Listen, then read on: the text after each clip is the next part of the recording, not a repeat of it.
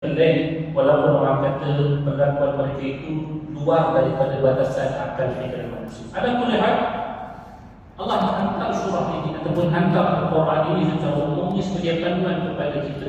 Siapa yang mengikuti benar-benar panduan Al-Quran ini, insya-Allah dia akan hidup sebagai umat yang memiliki marwah dan kemuliaan yang tinggi.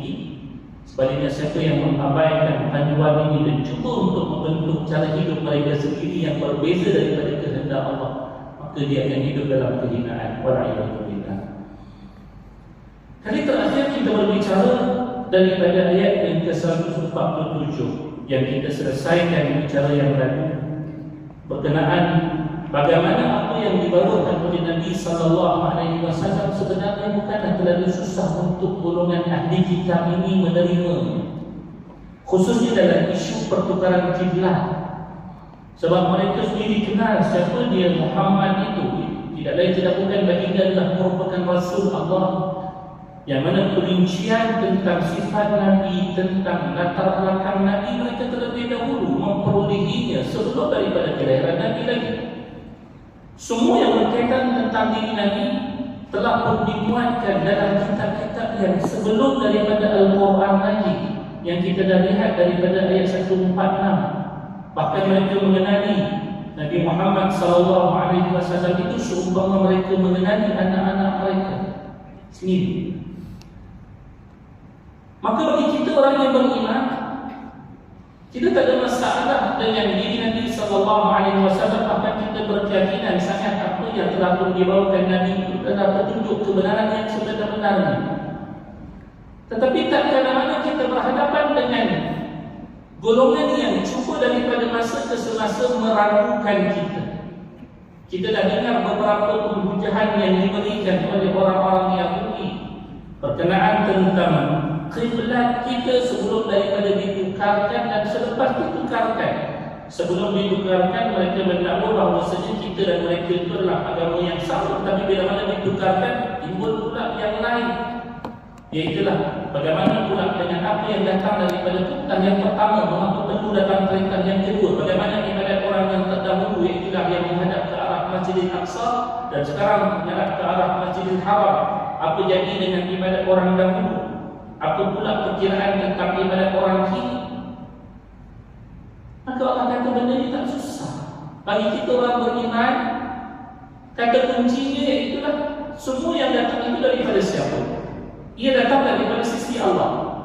Apapun perintahnya, apapun suruhannya, asalnya memang betul benar daripada Allah. Maka lantaran itulah Nabi dan juga para sahabat saat ketika mereka turunnya wahyu untuk merubah arah kiblat, tak perlu menanti sehingga kepada mereka memberi salam kemudian menanti salat yang berikutnya. Dalam salat yang sama, waktu ketika mana ia diturunkan, terus dialihkan kiblat tersebut tanpa soal jawab yang banyak. Maka dikala itulah Allah Subhanahu wa taala dalam isu ini memberikan satu penegasan kepada kita dalam kata kuncinya, iaitulah al-haqqu min rabbik fala takunanna minal mumtarin. A'udzu billahi minasyaitonir rajim. Bismillahirrahmanirrahim. Kita mulakan bicara ayat 147 dan kita baca terlebih dahulu. Firman Allah dalam ayat 147, Allah menyatakan, Al-haqqu min rabbika fala takunanna minal mumtarin. Kebenaran yang datang kepadamu dan disembunyikan oleh kaum Yahudi dan juga Nasrani itu, wahai Muhammad, khususnya kebenaran yang awalnya adalah berkenaan tentang diri Nabi, sifat-sifat baginda. Kesemua yang disembunyikan oleh orang-orang Yahudi itu sebenarnya turut sama datang daripada sisi Allah dalam wahyu-wahyu yang telah diturunkan dalam kitab-kitab yang terdahulu sampailah kepada apa yang Allah datangkan daripada Al-Quran Al-Karim sebagai memberikan kejelasan terhadap siapa Nabi Muhammad SAW. Semua benda ini datang daripada sisi Allah, dan sekiranya diperhatikan setiap daripada fakta-fakta yang didatangkan tersebut sedikit pun tak lari daripada apa yang telah pun dinyatakan dalam kitab-kitab yang terdahulu maupun kepada apa yang telah pun datang kepada sisi Nabi Muhammad SAW dalam Al-Quran.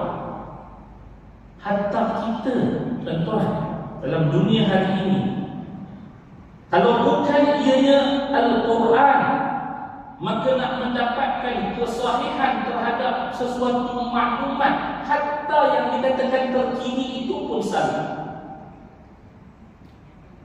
Saya pernah bertemu ramai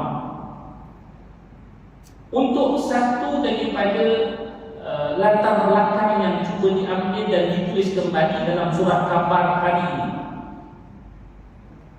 Saya memberikan kerjasama yang baik. Setiap daripada pertanyaan berkenaan tentang latar belakang kehidupan saya ceritakan satu demi satu, dan dicatat oleh pemberita hari ini dengan saya tengok catatannya dulu sungguh siap dengan rakaman dan sebagainya. Tapi bila esok keluar dalam surat khabar, berapa banyak maklumat yang dikongsikan itu salah.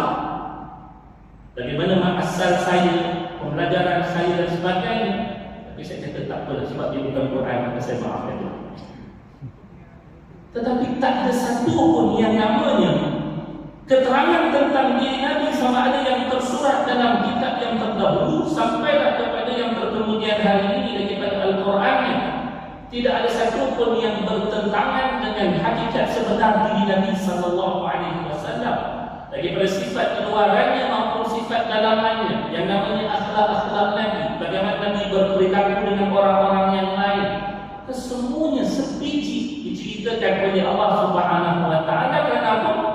Sebab kebenaran itu datang dari sisi Tuhan, yang tidak akan ada sama sekali isu yang perlu diragukan padanya, seperti mana yang telah Allah nyatakan seawal daripada penceritaan tentang Al-Quran. Dzalikal kitabul la raiba fihi hudal muttaqin. Dalam Al-Quran yang Allah turunkan ini tidak ada rasa keraguan padanya, dan semang dia menjadi petunjuk bagi sesiapa yang cuba untuk mengenali diri Nabi SAW, nak mengenali Islam.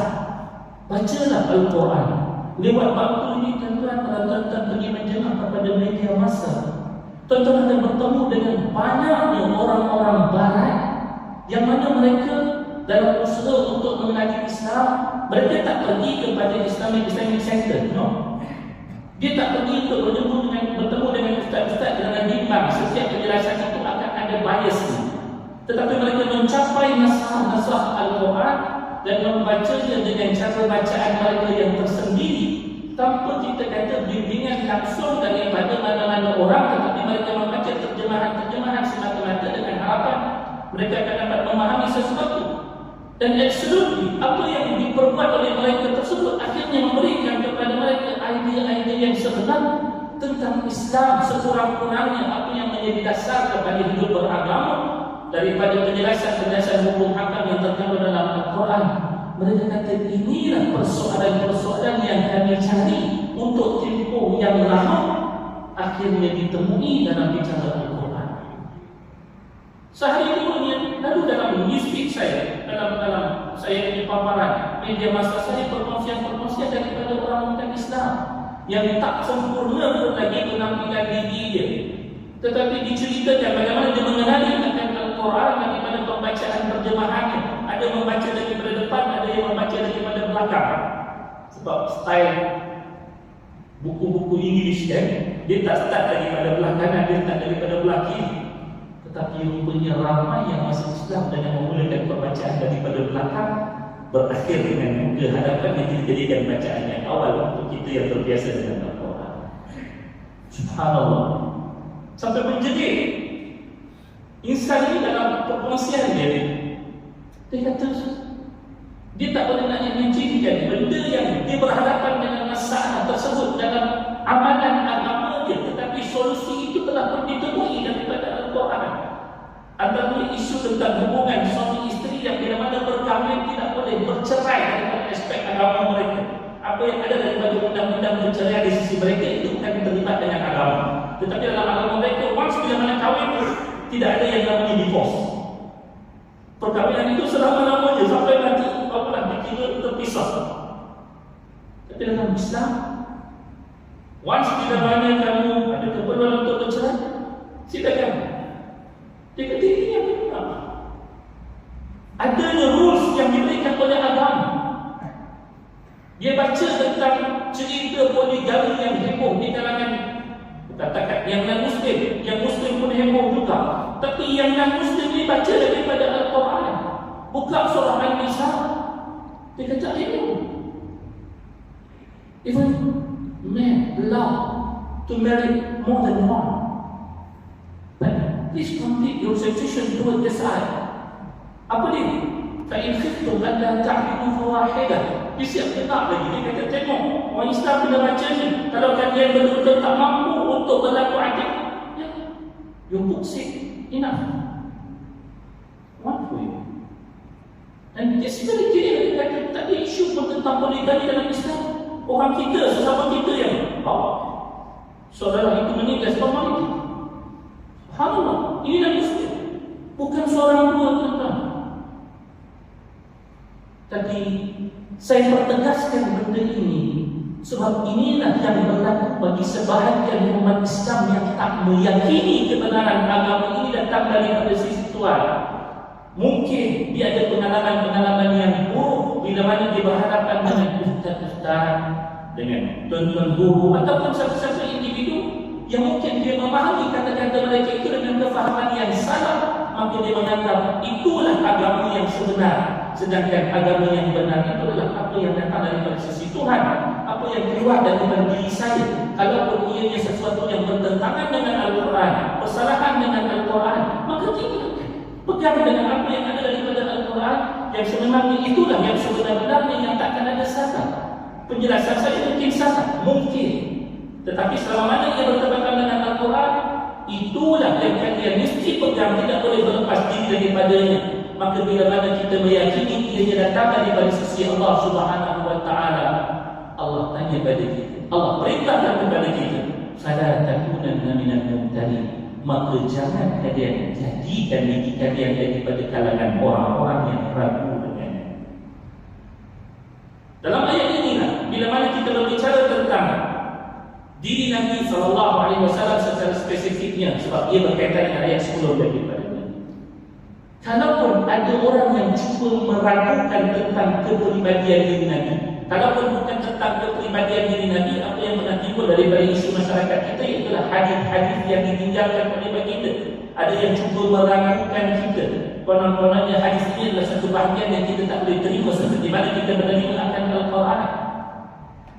Sebab no guarantee for its application dia. Sebab tak adanya jaminan untuk keasliannya. Sedangkan siapa yang belajar disiplin ilmu hadis tahu betapa Allah Subhanahu wa Ta'ala memberikan pemeliharaan terhadap apa yang Nabi SAW tuturkan dalam bentuk mendatangkan rijal-rijal, manusia-manusia yang memberikan khidmat kepada bidang hadis ini, sehinggalah ianya menjadi begitu sempurna masanya dia. Sebenarnya seluruh hadis-hadis Nabi SAW dalam kitab-kitab yang sekian banyak, yang jumlahnya itu mencecah ribuan, setiapnya satu itu lengkap dengan sanad dan juga periwayatannya, lengkap dengan huraian dan juga pengkisahannya. So, kalau kita tahulah bagaimana hadis-hadis Nabi SAW diberikan khidmatnya oleh para ulama, khususnya golongan-golongan yang memang berkepakaran dalam bidang hadis, maka itu takkan meragui sama sekali apa yang dijugakan berkenaan tentang diri Nabi SAW, seperti mana kita tidak meragui akan Al-Quran. Dan pesan Allah Subhanahu wa Ta'ala, janganlah kalian mengkelompokkan diri dalam kalangan mereka yang meragui apa juga yang datang dan dibawakan oleh Nabi SAW, dan apa juga bentuk keraguannya. Kalau mereka tak mampu untuk meragukan tentang susuk tubuh Nabi SAW, mereka akan meragukan tentang ajarannya. Kalau ajaran itu tak dapat diragukan, dia akan cari sebab-sebab. Hatta pada isu yang sekecil, baginda Nabi SAW menikahi seorang anak dara yang umurnya 7 hingga 9 tahun, itu pun dijadikan satu isu yang besar. Sedangkan dalam masyarakat Arab zaman berzaman, isu itu tak pernah berbangkit. Ianya berbangkit lewat waktu sebab orang Arab pada satu ketika dahulu kahwin pada usia yang muda itu benda yang biasa. Seperti mana tok nenek kita bila kahwin usia muda satu ketika dahulu, orang tak pernah bangkitkan isu.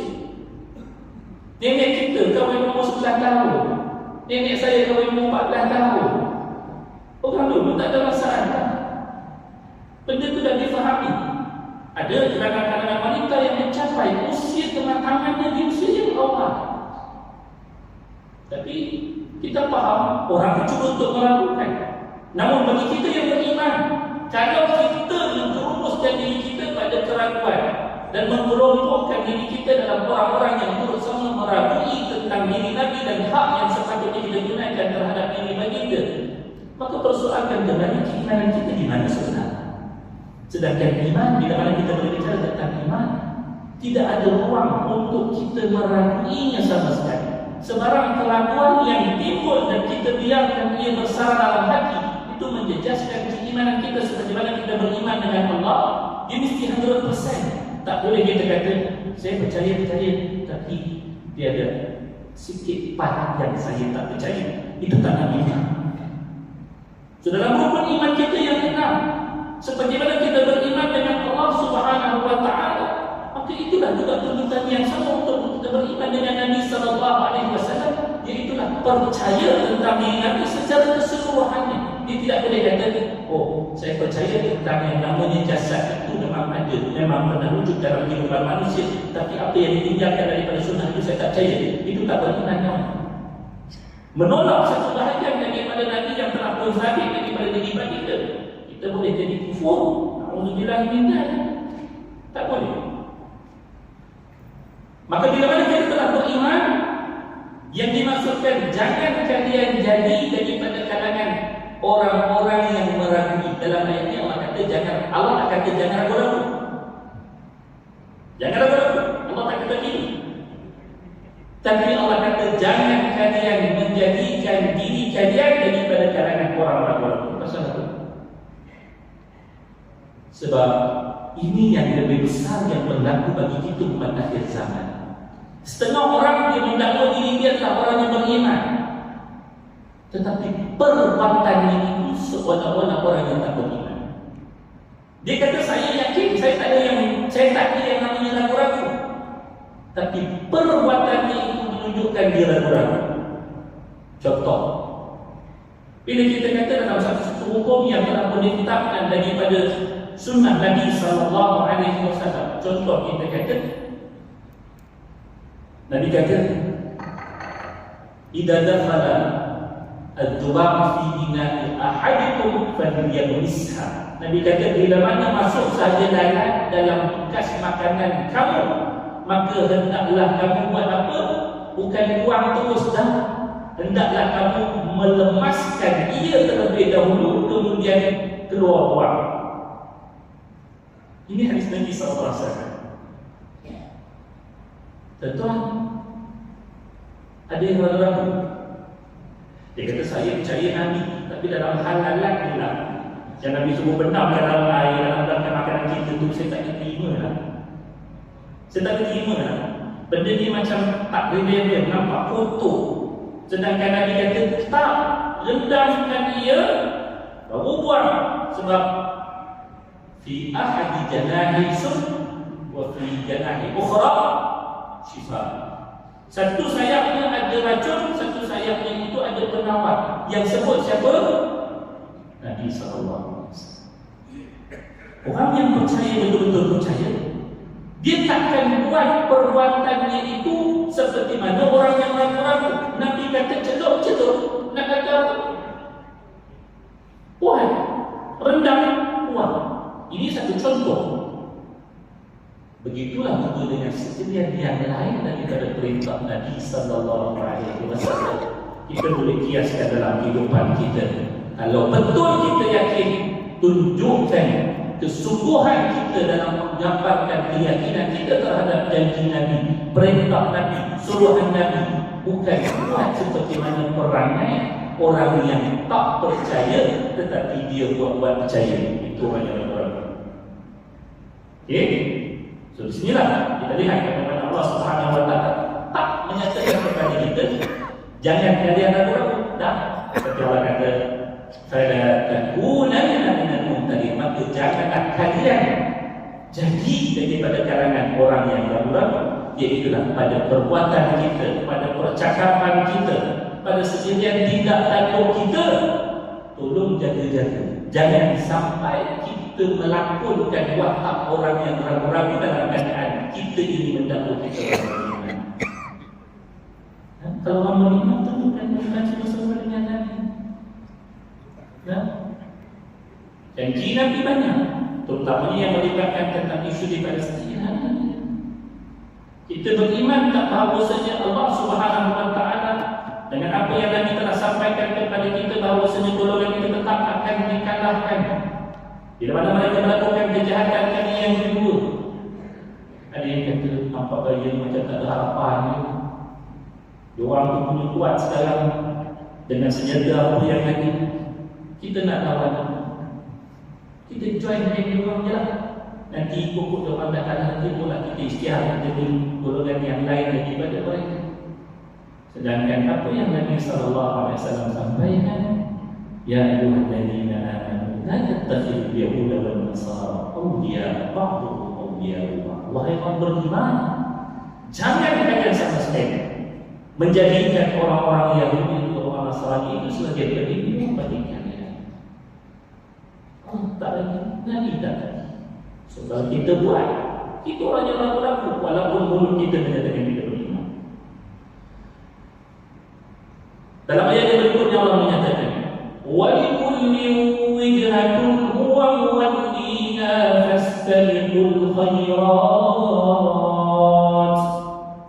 أَيْنَمَا تَكُونُوا يَأْتِ بِكُمُ اللَّهُ جَمِيعًا إِنَّ اللَّهَ عَلَى كُلِّ شَيْءٍ قَدِيرٌ. Dan bagi tiap-tiap umat itu ada arah kiblat yang masing-masing menujunya. Oleh itu berlomba-lombalah kamu mengerjakan kebaikan, kerana di mana sahaja kamu berada, maka Allah tetap akan membawa kamu semua berhimpun pada hari kiamat untuk menerima balasan. Sesungguhnya Allah Maha Kuasa atas tiap-tiap sesuatu. Abu Al-Aliyah, seorang tabi'in yang terkenal namanya Ruf'ah bin Mihran, meninggal dunia pada tahun 103 daripada Hijrah. Dia kata, berkenaan tentang ayat ini, Allah nak bagi tahu pada kita, orang Yahudi dia ada kiblat dia sendiri, orang Kristian dia ada kiblat dia sendiri. Dan Allah Subhanahu Wa Taala telah menetapkan bagi kita orang beriman pun kita ada kiblat kita yang tersendiri untuk kita hadap ke arah kiblat yang sebenar-benarnya. Kenapa Allah nyatakan yang sedemikian rupa? Iaitu setelah daripada Allah meyakinkan kepada kita dalam ayat yang sebelum daripada ini dan ayat-ayat yang sebelum daripada Quran, bahawasanya urusan kiblat yang telah Allah perintahkan kepada kita itu sebenarnya telah merupakan kebenaran yang datang daripada sisi Allah Subhanahu Wa Taala. Dan tak kadang-kadang datangnya keraguan-keraguan yang lain yang cukup untuk menggugah keyakinan kita, keimanan kita dalam apa yang cuba diperdebatkan kepada kita, khususnya berkaitan tentang isu kiblat ini ataupun isu-isu yang lain yang kalau pun ada dalam masyarakat kita pada hari ini, datangnya keraguan-keraguan berkenaan tentang diri Nabi, apa yang Nabi sampaikan kepada kita, yang cuba didatangkan keraguan-keraguan tersebut oleh orang-orang yang membenci agama Islam atau memusuhi agamanya. Maka Allah kata, dalam hal begitu, untuk panduan umum kepada kita bagaimana kita sepatutnya berhadapan dengannya. Ini panduan umum untuk kita semua. Kalau orang-orang yang sebenarnya memiliki keupayaan untuk berdebat, untuk memperbincangkan hal tersebut dan menegakkan kebenaran yang ada, itulah yang terbaik. Sebab itu salah satu daripada bentuk dakwah yang kita boleh sampaikan kepada mereka. Tetapi untuk panduan masyarakat umum, kalau kita melayani setiap daripada keraguan tersebut daripada hari ke hari, kita yang mencari akannya, jawabnya kita sendiri akan drone, kita sendiri akan lemas. Dalam keadaan kita kata ilmu kita pun tak banyak, persiapan kita pun tak ada, tiap-tiap hari kita duk layan TikTok, kita duk layan Facebook, buka pula site-site yang membincangkan keraguan-keraguan tentang agama, kita pula subscribe channel-channel yang bincang tentang keraguan-keraguan tentang agama, akhirnya punah kita. Sedangkan kata Allah, setiap daripada agama tersebut masing-masing ada cara yang tersendiri. Apa yang telah pun kita lihat daripada Nabi sallallahu alaihi wasallam berada di bumi Mekah lagi, inilah prinsip yang telah Allah tegaskan kepada Nabi. Qul ya ayyuhal kafirun la a'budu ma ta'budun wa la antum 'abiduna ma a'budu wa la ana 'abidun ma 'abadtum wa la antum 'abiduna ma a'budu lakum dinukum waliya din. Bagi kamu agama kamu, bagi kami agama kami. Orang yang datang untuk meragukan satu ketika dahulu berkenaan tentang isu kiblat ini, jawapan yang paling tuntas sempurna untuk dijawab kepada golongan-golongan yang cuba untuk meragukan mereka adalah kata Allah. Bagi kamu, Tuhan dah sebut kiblat kamu iaitu arah Masjidil Aqsa. Kamu juga orang Kristian ke sana. Kiblat. Tetapi umat Islam, Allah kata perintahkan kamu pergi menghadap ke arah Masjidil Haram. Hari ini, ayat seperti ini mungkin kalau tuan-tuan melayan akan ada pelajaran yang lain. Kalau begitu, umat Islam tidak ada lagi hak terhadap Masjidil Aqsa sebab umat Islam telah dipindahkan ke arah Masjidil Haram. Kalau tuan-tuan melayan, tapi kita tahu apa yang dipindahkan itu hanyalah kiblat, tetapi kesucian itu tidak pernah berpindah. Kata Nabi Rasulullah SAW berada di bumi Madinah. Dalam hadis Nabi SAW jelas, kedudukan Masjidil Aqsa itu tetap ada tempat di dalam sisi umat Islam.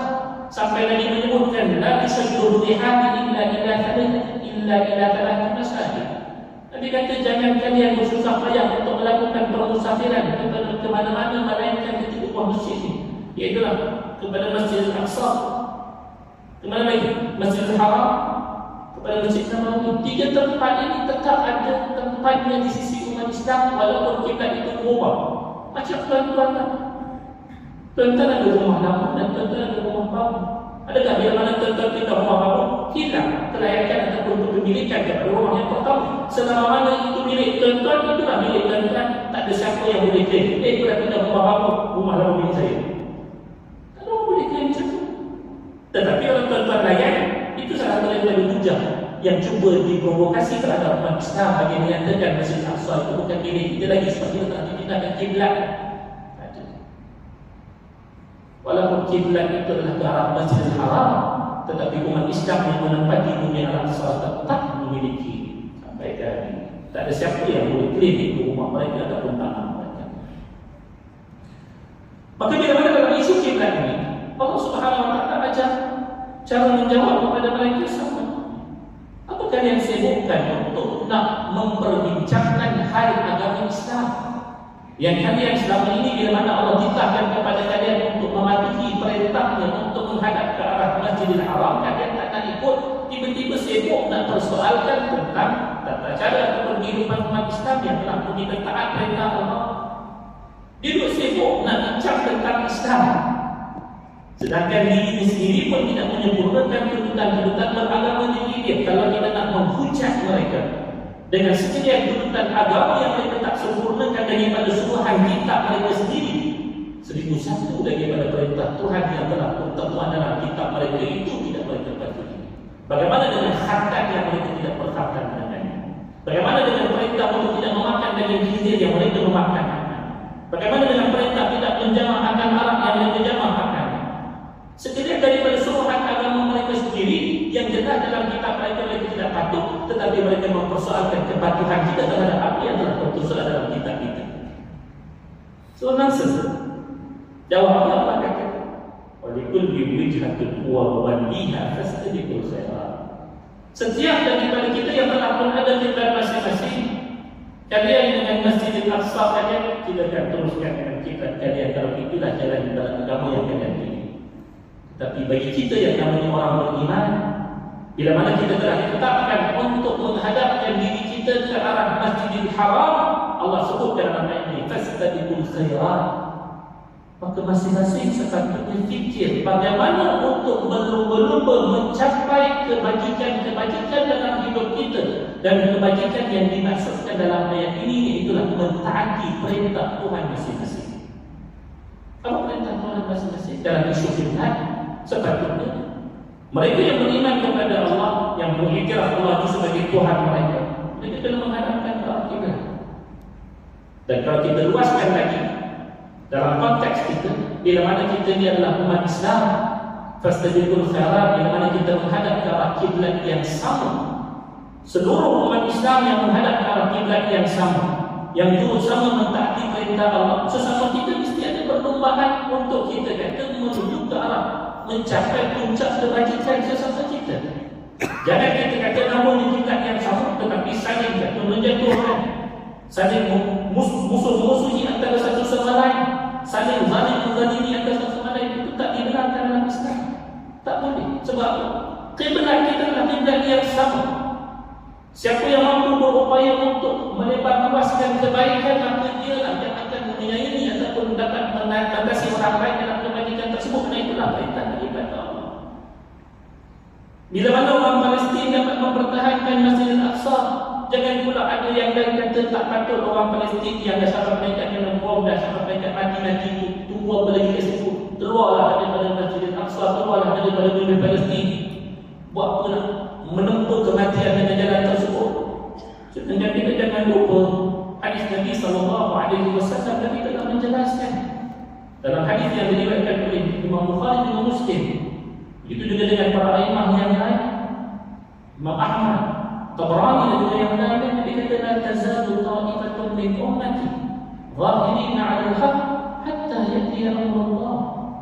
Sentiasa akan wujud sekelompok daripada kalangan umat Nabi Muhammad SAW yang tegarnya mereka itu mempertahankan kebenaran sampai datang urusan Allah. Kita pun tak termampu untuk buat seperti mana yang diperbuat oleh rakan-rakan kita di bumi Palestin sana. Tiba-tiba kita yang duduk di sini memperbodohkan mereka, konon-kononnya mereka adalah orang yang bodoh yang menanti kematian sampailah ia tiba, sedangkan mereka berpeluang untuk keluar daripada tanah tersebut. Wah. Kalau ada lah yang kita cakap begini, na'udzubillah min dzalik, pasti kita akan hilang satu demi satu bumi umat Islam. Sedangkan kita satu ketika dahulu, waktu kita dijajah oleh penjajah, kenapa ayah-ayah kita, tok-tok kita dulu bangkit menentang penjajah, menghalau mereka daripada tanah air ini, walaupun sebenarnya terpaksa bergalang ganti dengan nyawa mereka. Pasal apa? Because of pride, because of dignity yang kita ada.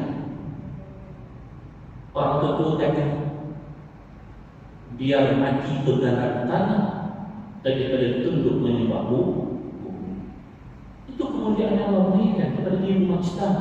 Kita hidup dengan keberanian, kita hidup dengan kemuliaan, kita hidup dengan keizahan yang Allah berikan kepada kita. Bukan hidup sebagai seorang penakut yang hanya melarikan diri tak kala-kala tersepit dengan satu ujian daripada Allah Subhanahu wa taala walaupun tidak meminta akannya.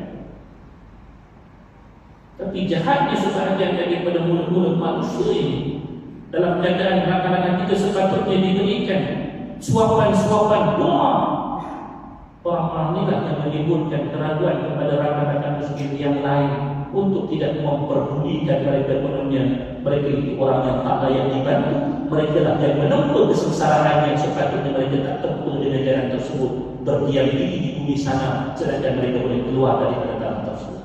Ada suara-suara seperti yang tuan-tuan dengar. Na'udzubillah. Ia tak lebih daripada kita mengumpat kepada orang-orang tua kita yang telah mati memperjuangkan tanah air sini dan mencapai kemerdekaan. Tapi dalam begitu mereka tidak berfikir. Kalau nak dibayangkan konon-kononnya,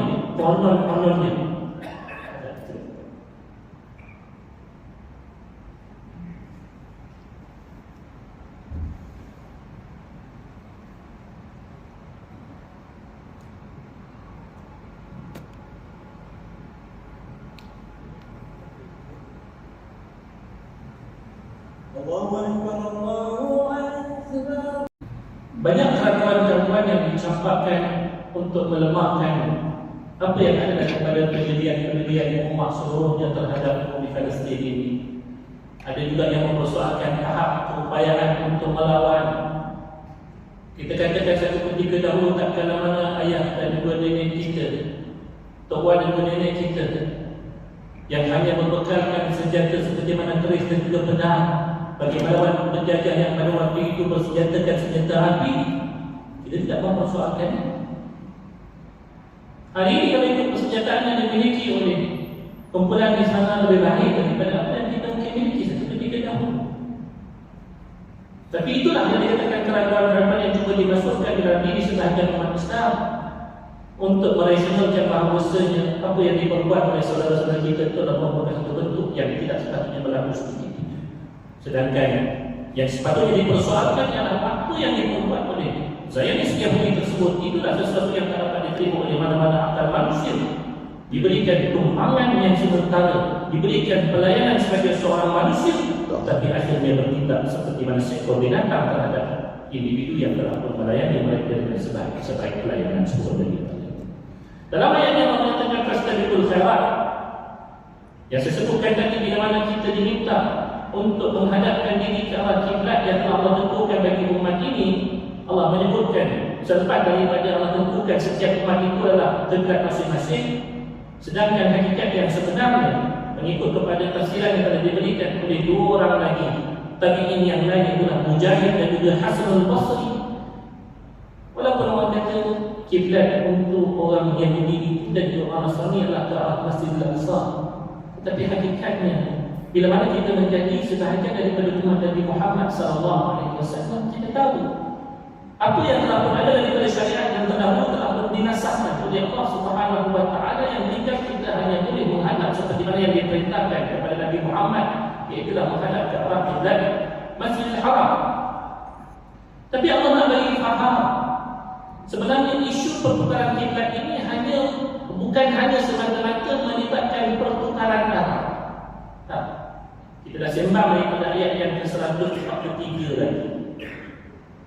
Kenaan tentang kenapa Allah mengubah arah kiblat, untuk Allah nak tahu siapa yang sebenar-benarnya taat kepada Allah dan siapa yang tidak. Itu ina'lama man yattabi'u ar-rasula mimman yanqadimu 'ala 'aqibai, ayat 143 surah Al-Baqarah.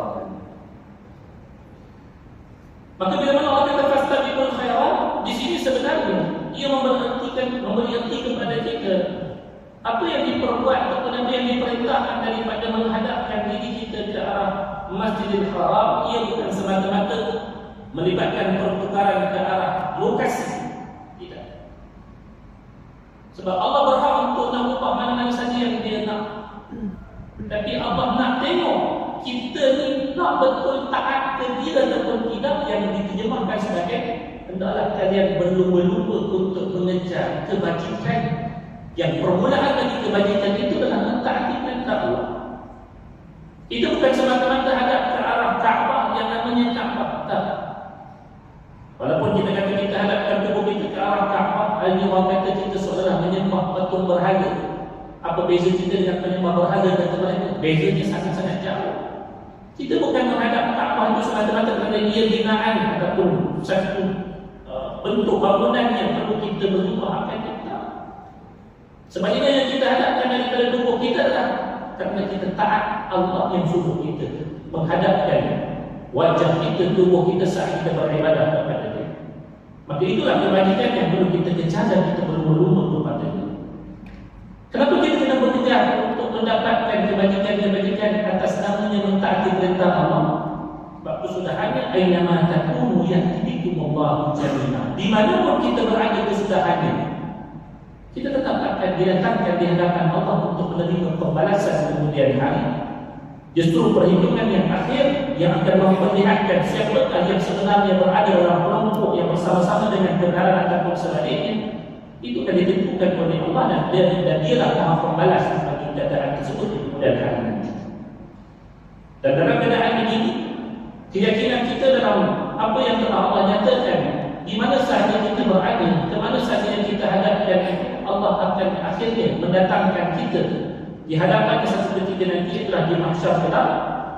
Keyakinan kita juga bahawasanya sebenarnya Allah mampu untuk mengumpulkan seluruh manusia daripada tanah, meskipun jasad-jasad kita telah pun cerai-berai mati. Sehinggalah Allah tunjukkan kepada kita kekuasaannya, dan Allah datangkan kiamat yang menghancurkan dan menghimpunkan kembali manusia. Kerana dialah sahaja yang berhak memberikan arahan dan mengikuti perintahnya, kerana dialah yang akan memalasi seluruh pekerjaan manusia di dunia ini. Lepas daripada ini kita akan lihat dua lagi ayat yang melibatkan perintah untuk menghadap ke arah kiblat. Ayat 144 yang lalu adalah perintah yang pertama yang diturunkan untuk menghadap ke arah kiblat. Ayat berikutnya Allah ulang dua kali lagi, awal wajhaka syatral masjidil haram. Kenapa dalam perintah untuk hadap ke arah kiblat sampai perlu diulang berkali-kali? Apa rasionalnya? InsyaAllah kita akan lihat dalam pembahasan ayat yang akan datang, ayat 149, ayat 150. Mudah-mudahan itulah akan memahamkan kepada kita keperluan untuk kita taat perintah Allah, sentiasa bersama dengan kebenaran yang dibawakan oleh Nabi SAW, dan jangan sesekali kita mengelompokkan diri kita dalam kalangan orang-orang yang meragui apa yang telah diperintahkan kepada kita daripada sekedar perintahnya, sehinggalah kita akan hidup sebagai satu manusia yang dimuliakan oleh Allah dengannya. Wallahu ta'ala. Bismillahirrahmanirrahim. Alhamdulillahirabbil alamin, wassalatu wassalamu ala sayyidil mursalin nabiyina Muhammad wa ala alihi washabbihi ajma'in. Allahumma anfa'na bima 'allamtana wa 'allimna ma yanfa'una. Allahumma zidna 'ilma wa zidna fahma. اللهم انصر إخواننا المسلمين في فلسطين. اللهم انصر إخواننا المسلمين في غزة. اللهم انصرهم على عدوك وعلى عدوه يا قوي يا عزيز. اللهم يا منزل الكتاب ويا مجري السحاب ويا هازم الأحزاب اهزم أعدائك وأعداء المسلمين يا قوي يا عزيز برحمتك يا أرحم الراحمين. ارحم المسلمين جميعا. ارحمنا جميعا يا أكرم الأكرمين. وصلى الله على نبينا محمد وعلى آله وصحبه وسلم. الحمد لله.